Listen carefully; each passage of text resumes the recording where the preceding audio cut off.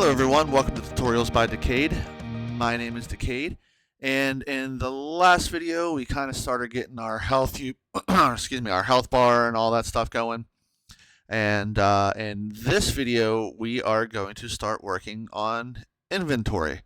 Now in this video we're not going to be doing a whole lot in Unity. We're not even really going to be testing because this is going to be, I don't want to say this video itself is going to be long. Honestly, I'm not sure how long it's going to be. It depends on how much I talk. But it's going to be something that is going to have to be broken up into a few different sections. So this section, we're doing a lot of the scripting. And then the next video, we're going to add coins to do currency. And then later we'll add other items to add into inventory. But we're going to get the bulk of it set up right now. Before we begin, though, if you've watched any of my other videos and you've liked them, go ahead and give the big old thumbs up on this video right now, or you can wait to the end. That's up to you. Either way, it helps me out, and I do appreciate it. Also, I say it in every video, and I will continue to say it. Do not forget to subscribe, as I have videos like this coming out all the time, and I don't want you to miss anything. With that out of the way, let's get started. So what we're going to do is we're going to go over to our player here. Under scripts, and we're going to right click and create, and we're going to create a folder, and we'll just name that one inventory. Then we're going to open up that inventory folder, and then we're going to right click in there, and then we're going to go to create and mono behavior script. And in here we're just going to name this item category.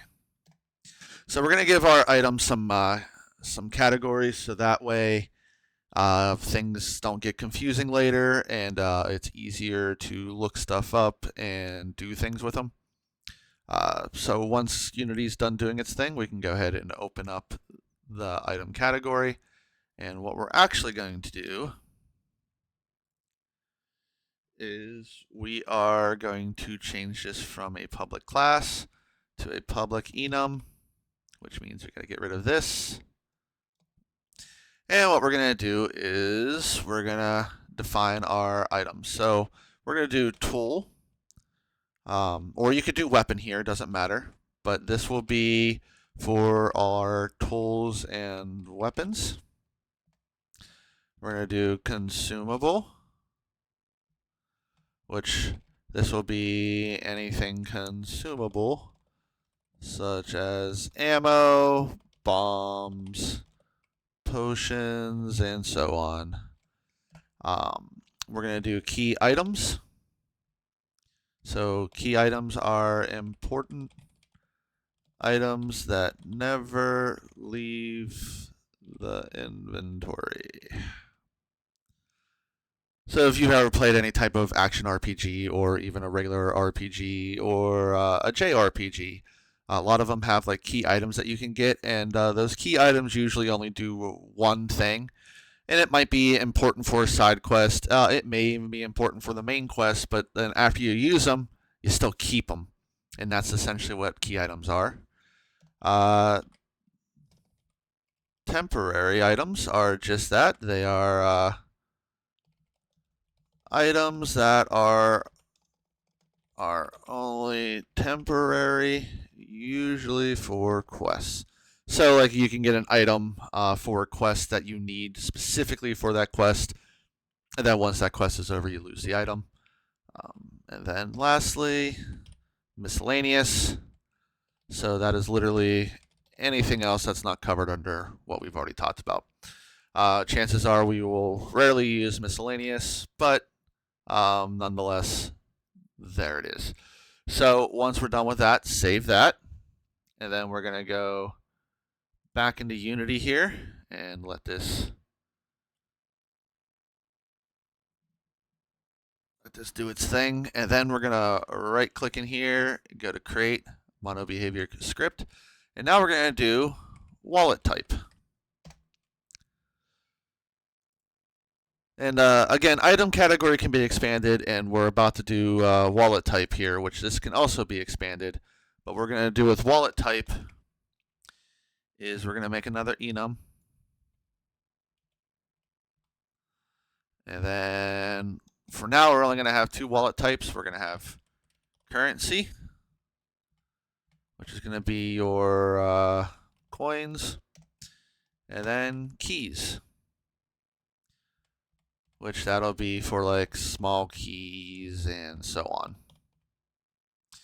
Now we're going to save that. And then we are going to get back into Unity once Unity does its thing here. And now what we're going to do is we're going to create a mono behavior script, and it's going to be called item definition.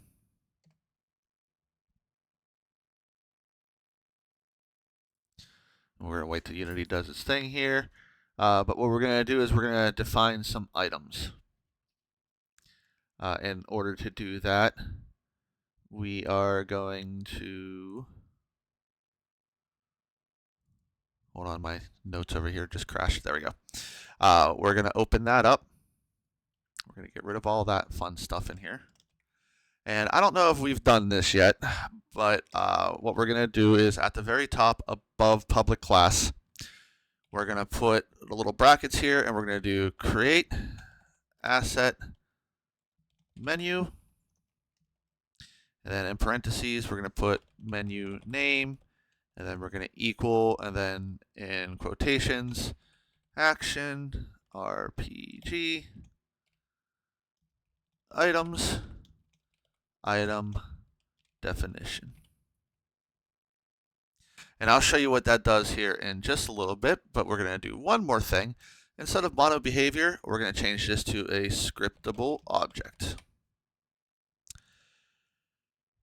And again, I will show you what all of that does here, but essentially we're making our items scriptable objects, which makes this a little bit easier down the road once you understand what scriptable objects are. Again, we'll get into that here very shortly, but first let's get some things in here. And just like with anything else, we're going to do a header, and we're going to do identity. And then I'll just do a quick little tooltip here. Unique name or ID for the item. And then we're going to do a public string item ID. And then here we'll do another tooltip. UI name for the item if it will be viewable in the UI. And then for inventory and so on.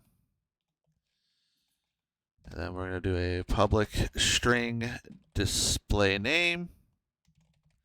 And again, that'll only be for, displaying the name of it in our inventory. Then we're going to do another tooltip here. The description of the item can be used for inventory. And what we're going to do here is we're going to do a text area. I believe we've covered these before. We're not going to define the text area. We're going to just allow it to expand. If you don't remember what that is, or if for whatever reason I'm going crazy and we didn't actually go over that before, I will show you that here in a bit. But we're just going to do, actually I'll show you that in the next video because we're not going to actually be creating any items yet. So nonetheless, public string description. And that's it for this. Then we're going to do a header category. And in here, we're going to do another tooltip. This will be which category the item belongs to. And in here, we're going to do public item category. And then we're going to default it to item category.miscellaneous. Again, we're not really going to use miscellaneous, but if for whatever reason we forget to define our item, it'll at least be in a category. Next, we're going to do a header stacking, and then we're going to do a tooltip. The max the item can be stacked. One for single item such as tools, and weapons. And this is something new I know we haven't done yet before, but if you're going to be using an integer and you know you want a minimum of 1 and you can't have any less than 1, you can put in brackets min and then in parentheses the minimum number that you want, in this case 1. And then we're going to do a public int max stack, and then we're going to default that to 1 just so that way we're always doing at least 1, but again, we'll be able to change that. So like if you want to be able to stack arrows to 100 or something like that, you'll be able to change this to do so. Then we're going to do a header, and then equipment, and then tooltip is the item equipable for like tools, weapons, and so on. That should be a question because this is going to be a bool. So public bool is equipable. And then for now, we're going to default that to false. So what we're doing here is we're defining what an item is, not what the item does. So this little block is going to be like for the unique ID, which if you've ever played games where like you could cheat by typing in an item ID and stuff like that, well, that's what this is. We're using this not for cheating purposes, but for organizational purposes. And we'll get to that here, I believe, in the next script that we're going to do. But either way, we'll get to that here shortly. Display name is, as what it says, the display name that the user player will see when they're playing the game in the inventory. So like if it's an arrow, it'll display arrow. If we wanted to do that, obviously. And then the description is going to be, again, just that, the description of the item. So if the player hovers over the arrow while they're in the inventory, a description can pop up saying, you know, what that item does and what it's used for and so on and so forth. The item category is something that we set up over here, you know, tool, consumable, key items, temporary, miscellaneous. It's going to default to miscellaneous, but we'll be changing that to whatever. Stacking, I kind of already went over. It's how many you can stack together. 1 is going to be the minimum. And then equipment is going to be whether or not it's something that you can equip, like a tool or a weapon, or if we do armor or anything like that. So again, we're just defining an object, not telling what the object actually does. All right. So once that's out of the way, we can go back to Unity and let Unity do its thing.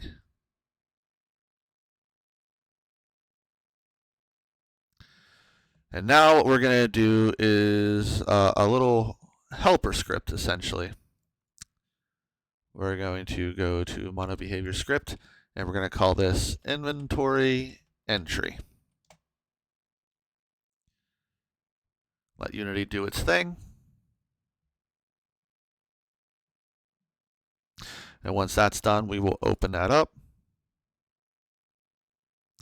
We'll get rid of all this fun stuff. Up at the top here, we want to do using system. And then right above public class, we want to put our little brackets there, and we want this to be serializable. And then we're going to get rid of mono behavior because we don't need any of that stuff.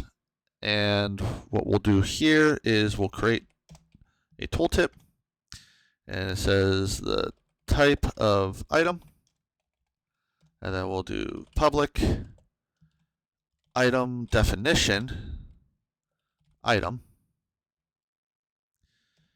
And then tooltip, how many of the item. Sorry, that drives me crazy. There we go. And then public int quantity. Now, I put tooltips here, though this script I don't think we're ever going to see in the inspector. But nonetheless, I put these here so that way you know what these things are going to be. You can also do this by doing little notes, by doing the 2 backslashes and typing in how many of the item. Either way, just out of habit, I put tooltips, but it's not going to affect anything. Anyway, down here we're going to do an inventory entry. So what we're doing here is we're calling this script in another script to add stuff to our inventory system. So we're going to do a public inventory entry. It is going to require an item definition, and we'll just call that item. Then it's also going to require an integer for quantity. And then all we're going to do is define things. So this dot item equals item. And then this dot quantity equals quantity. So again, this is just a little helper script. We'll go over this here shortly. But now we need to go back into Unity and do our actual inventory now. So when we're all said and done, you should have 5 scripts in inventory, which we're going to create the 5th one right now. This one is going to be the longest one. I will try not to go too fast, but at the same time, I'm trying not to make this video extremely long. So we're going to create a new mono behavior script, and we're going to name it inventory system. We're going to let Unity do its thing, and then we're going to open that up.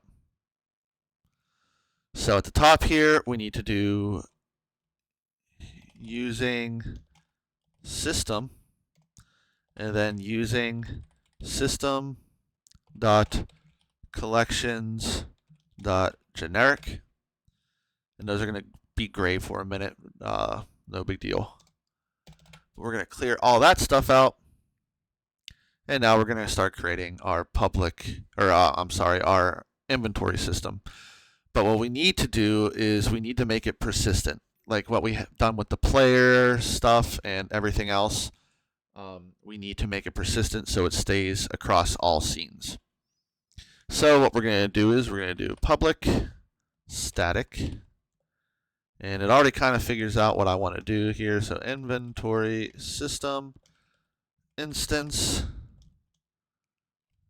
And then, why is this being weird? There we go. Get private set. Before we do what we need to do to make this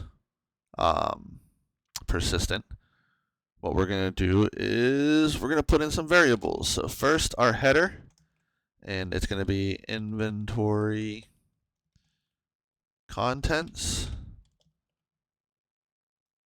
So we can see what's in the inventory without a UI. And then our tooltip here is just simply going to be the list of items in the inventory. Then we're going to serialize the field. And then we're going to do a private list inventory entry items equals new list, and it already kind of tries to fill it out for me, so I'm just going to hit the tab key to fill it all out. And there we go. Next, we're going to do our wallet type here. So header, this will be our actual wallet. And then this will be tooltip, the current currency amount for the player has. There we go. And then we're going to serialize that field. And we're going to do a private int currency equals 0. Not F. I keep wanting to do that F even though it's an integer and not a float. Anyway, and then we're going to do a tooltip, the current amount of keys the player has. And again, serialize field, private int keys equals 0. And I did it again with the F. Alright, so we're not going to do anything with the UI just yet, However, we're going to put some stuff in here to make it easier for when we do the EI, and we're going to do a signal listening system using events. So this will be the events for UI later. And we're going to do a public event action. This action is going to require an integer. And on currency changed. Then we're going to do another public event. So public event action integer on keys changed. And then lastly, public event action. We don't require anything here. And we're just going to do on inventory changed. So what we're doing here is we're setting up the signals that we're going to send later to like the UI or something, where whenever we pick up, say, currency, it knows to change on the screen how much we have. So you know how most games have the currency somewhere on the screen, especially old school Zelda games. It might say your coins equal 0, but then as soon as you pick up a coin, it'll automatically change to 1. We're going to do that with a signal listening system, and this is just setting up those signals for future videos. So it's better to do that now than later and have to try to scramble and find where everything goes. We're also going to do a quick lookup tool that we're going to use to look stuff up. This is going to be read-only, so private read-only dictionary string inventory entry. And we're just going to call this lookup and new dictionary and string inventory entry with the closed brackets and a semicolon.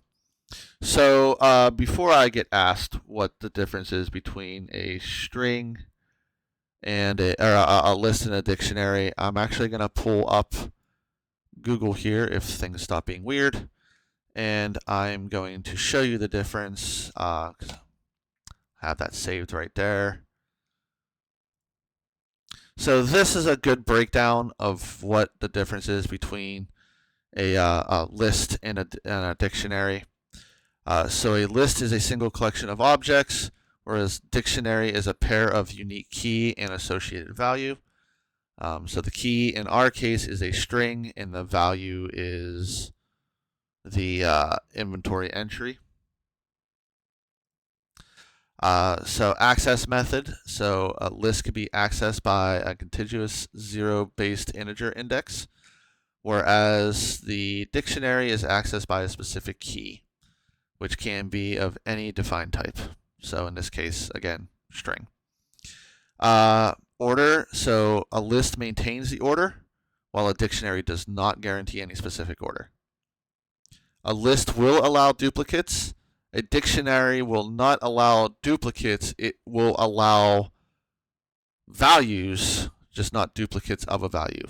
So in other words, if you have 5 keys, your dictionary will say you only have 1 key, but then its value will be 5.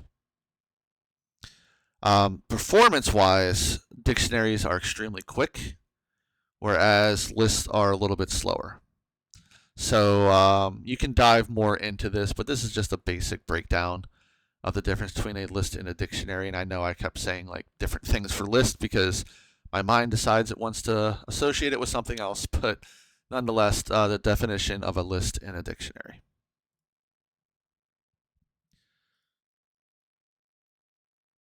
So now that that's out of the way, we will move on to making our currency and keys public so that way other things can access them. So public int currency with a capital C equals currency. And we're going to do the exact same thing for the keys. And now that's out of the way, we can actually start doing some coding to get our inventory system going. So first what we want to do is private void awake. We want to make this persistent. So if instance not equals null, or instance not equals this. Then we're going to destroy game object, and we've done this before with a few different things, so I'm not going to go crazy into explaining it. Then what we'll do here is else instance equals this. Don't destroy unload game object. So real fast, can anyone remember what this is actually called when we do something like this? I'm going to do a little bit of a test for you guys. If you remember what this is called, leave a comment down below and tell me what this is called. If you have to look it up, that's fine. But it is keeping things persistent, but can you tell me what it actually is called in the technical terms? All right, now I'm done with that little quiz. What we're going to do down here is we are going to rebuild lookup. And this is going to give you an error, but that's okay because we're actually going to do that right now. So down here, we're going to do a private void rebuild lookup. Maybe if I can, type. And what we're going to do here is anytime, oh, I forgot the little semicolon there. Anytime that we awake the inventory system, we want to rebuild our lookup system. So what we're going to do is we're going to lookup.clear, and then for each variable entry in items, we're going to do a few checks here. So if entry.item equals null, meaning there is none, we're just going to simply continue. So continue is the same as return, only opposite. So return stops, continue makes everything go. Simplest terms I can put it. If string dot is null or white space, entry dot item ID. Then we're also going to continue.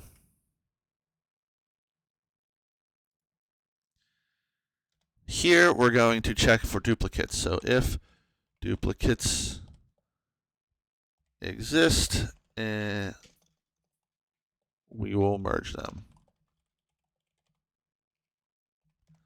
So if lookup.try_get_value entry.item ID out. So that's out variable existing.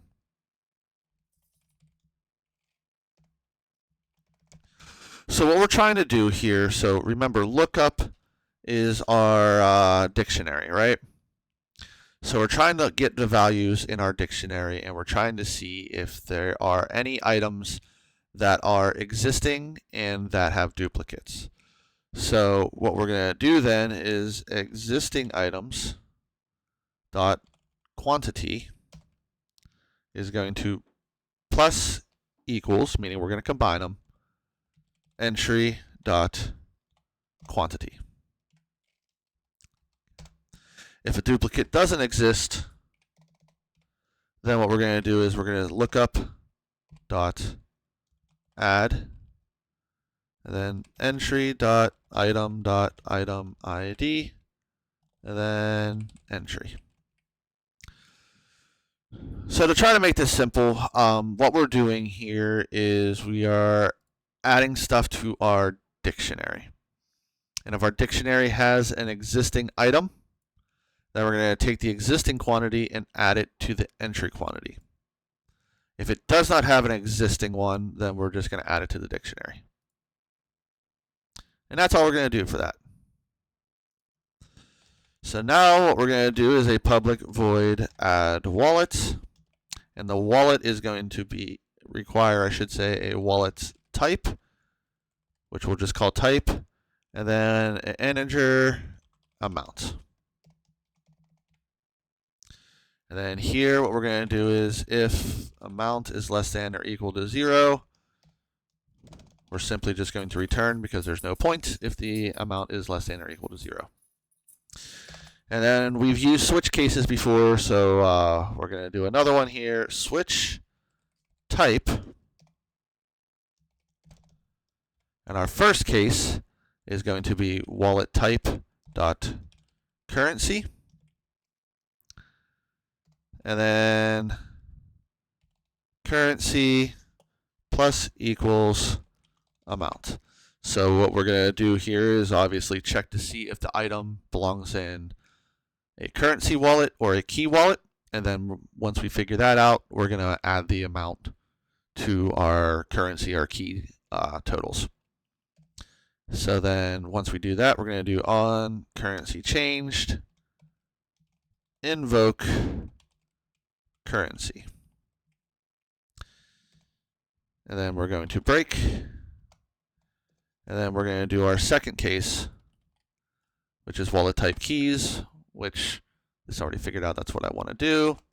So we're going to do keys plus equal amount on keys changed dot invoke and keys. And then we're going to break here. So this is to add stuff to our wallet. So now let's spend stuff from our wallet. So we're going to do a public bool spend wallet type, then int amount. So you might be asking yourself, why am I doing a bool instead of just doing a regular void? Well, to be honest, the regular void would work here, but doing a bool is kind of like doing a double check. So we're going to do all the code like we normally would in a void, but instead of returning nothing, we're going to return a true or false. So this is, again, just kind of like a double check to make sure that you're able to spend money or keys or whatever. So what we're going to do is if amount is 0. Oh, and the other good thing about this is we can add stuff later. Like, you know, every time when you're playing a game or something, it'll always ask you, hey, do you want to, or like you try to buy something and it says, pops up, are you sure you want to buy? Well, we can do that check while that little thing pops up. But for right now, we're just going to not worry about that. There's a lot of uses as to why you want to do a bool here. And I'm going to stop my rambling on that and actually move on with this. So if amount is less than or equal to 0, we're just going to return return true. And then what we're going to do down here is switch type again. So just like we did before. And then our first case is going to be a wallet type dot currency. And here's where we're going to check to see if we actually have enough. So if currency is less than amount, then what we're going to do here is we're going to put a to do, and then add UI message for not enough currency, and then we're going to return false.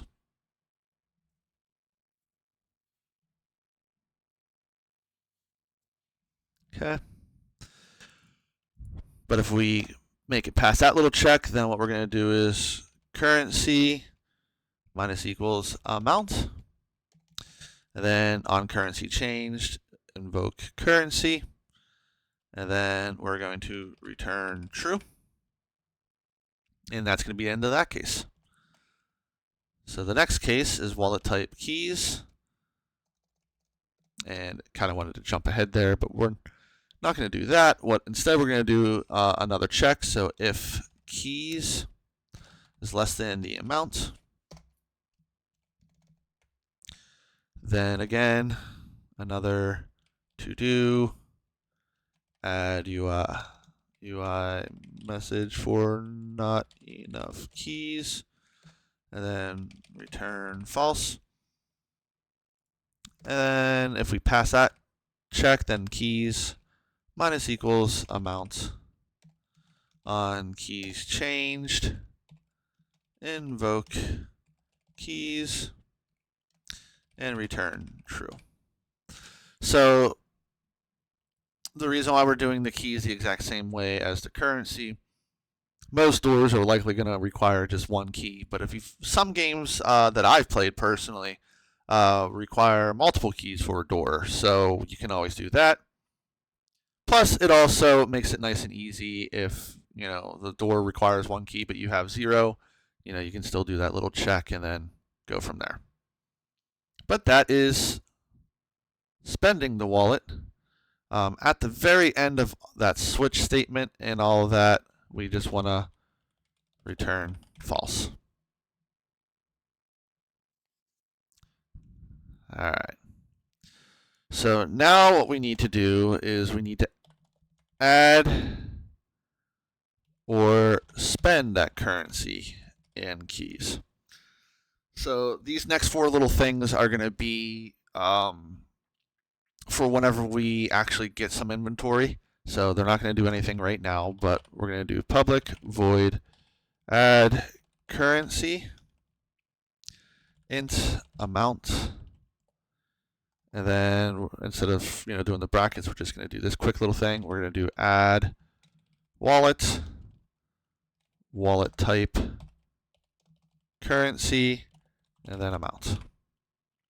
And then we're going to do the same for spend. So public bool spend currency int amount, and then that's just going to do spend wallet type currency, and then amount.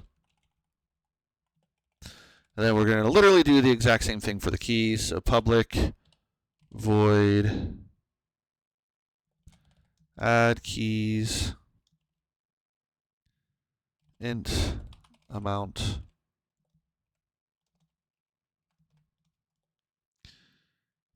add wallet type keys and amount, and then public bool spend keys int amount spend wallet type dot keys and amount. All right. So that takes care of our wallet side of inventory. But now we need to take care of the rest of inventory. So this will be our item inventory here. So again, we're going to do a public bool add item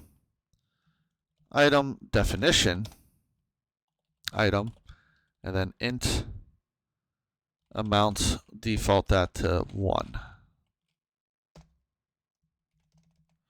So we're going to do a check here. So if item equals null or amount is less than or equal to 0, then we're just going to simply return false. Next, we're going to do another check if string dot is null or empty, item dot item ID. Then we're going to put a debug dot log warning.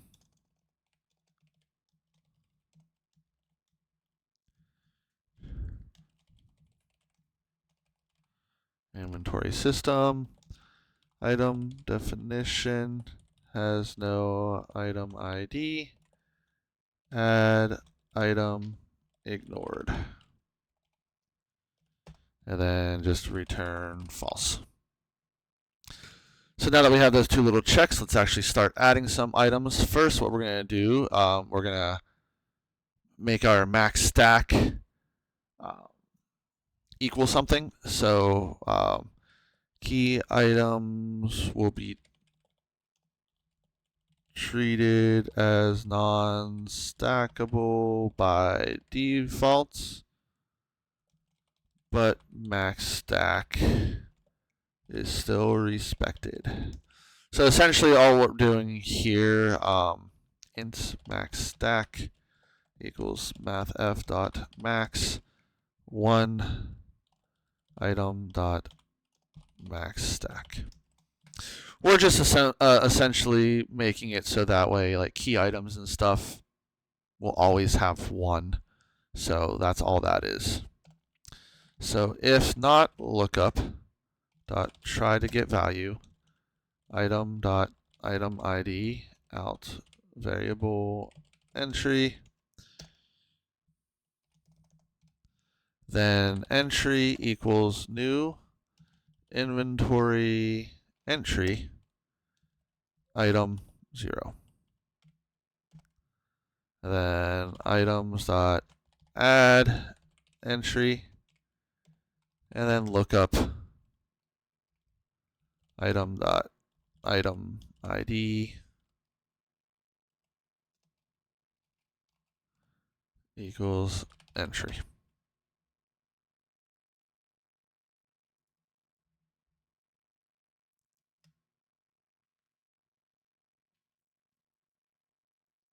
Okay. So what we did here, essentially, we tried to see if there was a duplicate value.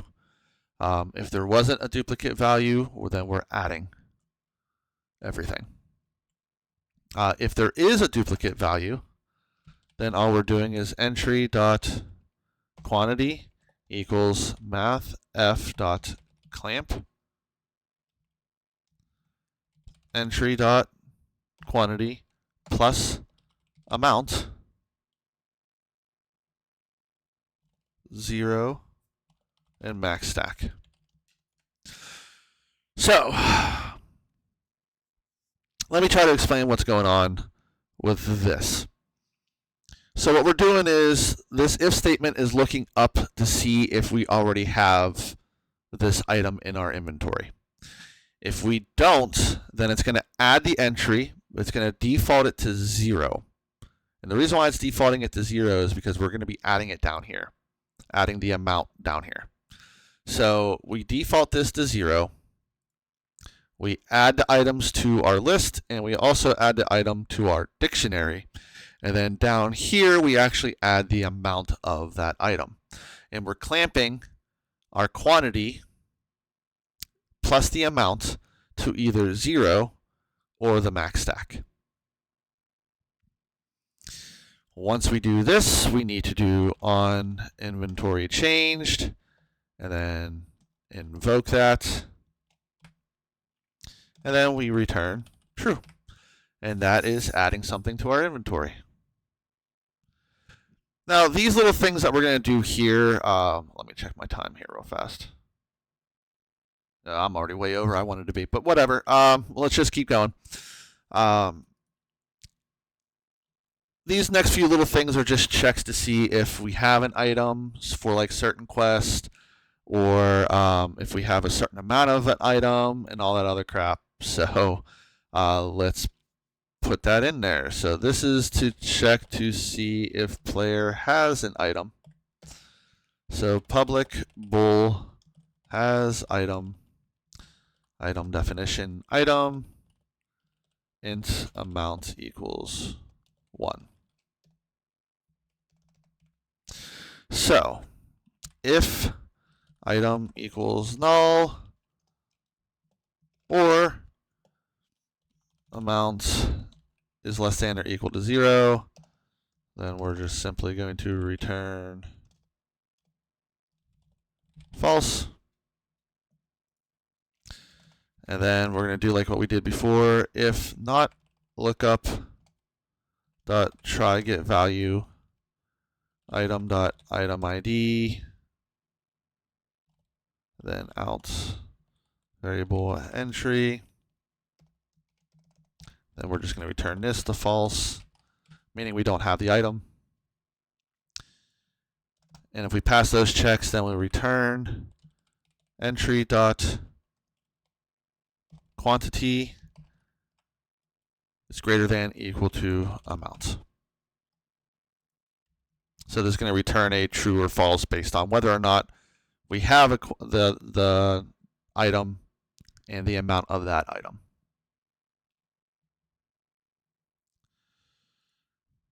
Next, if we're not checking the just to see if the item, my God, I can speak. If we are not checking just to see if we have the item, we want to, but we, all right, let me try this one more time because words are hard for me today, apparently. This one here is to check to see if the player has an item and how much of that item the player has. This next one is going to check to see just the quantity of an item. So public int get quantity item definition. What is going on? Item. So if item is null, then we return 0. If not lookup dot try to get value item dot item ID out variable entry return 0 as well. So these first two checks are just to see if we are looking for an item, and then the second one is seeing if the item is in our inventory. If it is not, then we return 0. Otherwise, we return entry dot quantity.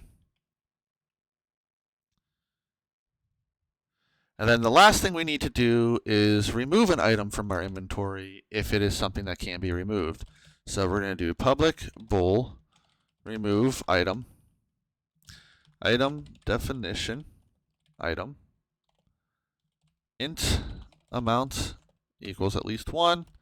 And then this is going to be a bool force equals false. So essentially we're checking to see if we're force removing something. So as we've done a few times, we're going to do a few checks here. So if item equals null or amount is less than or equal to 0, then we're just going to simply return false. If not lookup dot try to get value item dot item ID out variable entry. So again, what we're doing here is just checking to see if the item is not in our inventory, and if it is not, we're going to also return false. We can also, if we wanted to, well, let's just do that here. To do add UI message that states player does not have the item.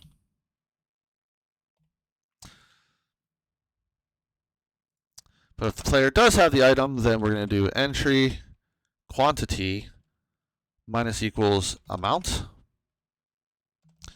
And then if entry dot quantity is less than or equal to 0, then what we're going to do is change our entry quantity to 0, so that way we don't have negative amounts.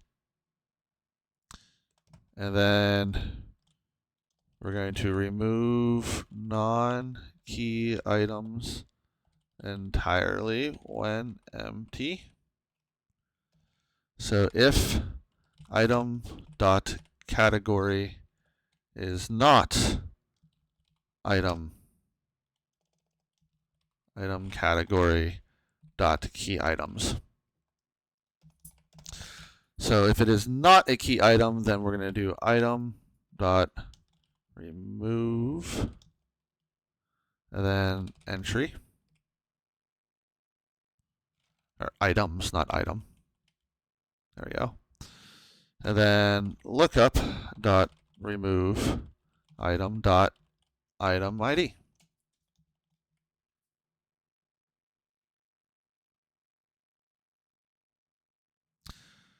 And then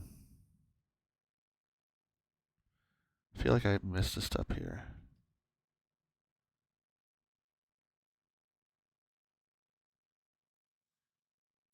No, that's it.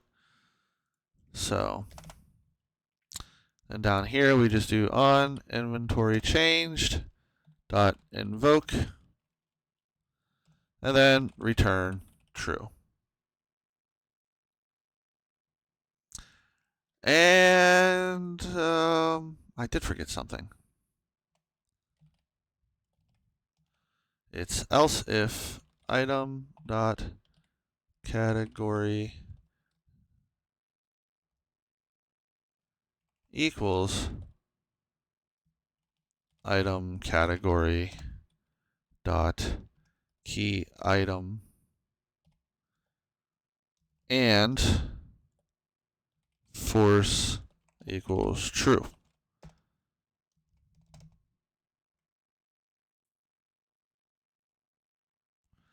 Then items dot remove entry, and then lookup dot remove item dot item ID. So that way we can force a key item to be removed. All right. So that is our inventory system. I kind of explained it as I was going, so I'm not going to really go over it again because I'm already way over the time I wanted to be for this video. But save everything and close this down. And then in our managers here, oh, what Unity's doing something here. Come on, there we go. So in our managers here, we're going to right click, we're going to create empty, and we're going to put inventory system. And then in our inventory system, we're going to add a component, inventory system. All right. So the only real way we have to see if this is somewhat working is by hitting play and making sure that this is persistent. So don't destroy on load, managers. Uh-oh. Why is it not here?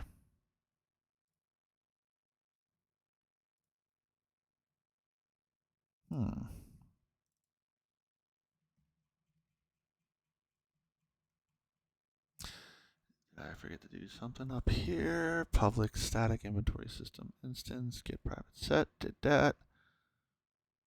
On awake, instance not equals null, and oh, because we did or instead of and. That's supposed to be and. So now that that's that, save that. Go back to here. Unity is going to compile again. We're going to hit play. And now it's down here. So for now, this is it. One thing I want to mention, I don't think I mentioned it before. Anything that's persistent has to be in whatever your starting scene is. If it is not in your starting scene, obviously it won't be persistent. If you're, it doesn't have to be like necessarily in your like intro screen. If you're making, if you're truly making a game and you're getting your splash screen and all that, it doesn't have to necessarily be in that scene. But whatever scene is the first scene of your game, that's where your persistent items need to be, or else obviously they will not be persistent. So just keep that in mind. Like right now, this is just a test scene, so it'll be persistent if we move into like the house scene, because these are the only two scenes that we have. But yeah, just bear that in mind. But nonetheless, we now have an inventory system that in the next video we are going to start working on and adding things to. I apologize that this video went a lot longer than I intended, almost an hour long, so I do apologize for that. But this was some important stuff that we needed to get done, and it didn't make sense to stop anywhere in the middle of all of that. So, whatever the case may be, I'm going to end this video here. We do have a working inventory system, or at least the beginnings of a working inventory system. So with all of that being said, in the next video we will work on currency. But for now, thank you. Have a good one. And as always, I will see you in the next video.